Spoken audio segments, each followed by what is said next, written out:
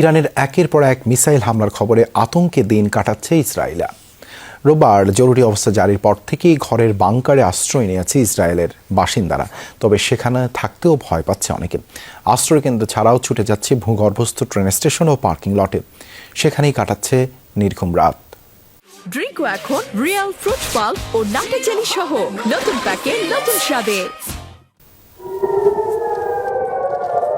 বেজে উঠেছে মৃত্যুডঙ্কা। যে কোনো মুহূর্তে ইসরায়েলে আছড়ে পড়তে পারে ইরানের ছোড়া ক্ষেপণাস্ত্র।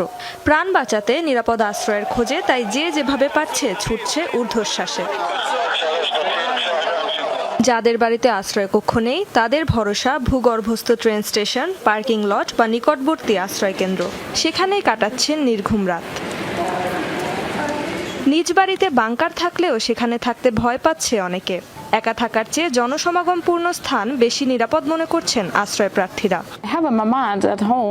অ্যাপার্টমেন্টের ভিতরে আশ্রয় কক্ষ থাকলেও সেখানে একা থাকতে খুব ভয় লাগে আমার। তাই মানুষের সঙ্গে ভূগর্ভস্থ জায়গায় থাকতে বেশি স্বাচ্ছন্দ্য বোধ করি আমি।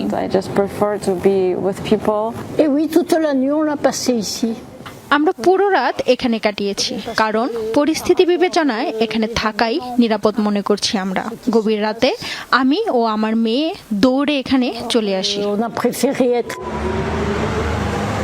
রোববার ইরানে যৌথ হামলার পর ইসরায়েলে জরুরি অবস্থা জারি করে প্রশাসন। এরপর থেকে বাসিন্দাদের মাঝে ছড়িয়ে পড়ে ভীতি। রেজওয়ানা সাইমা, যমুনা নিউজ।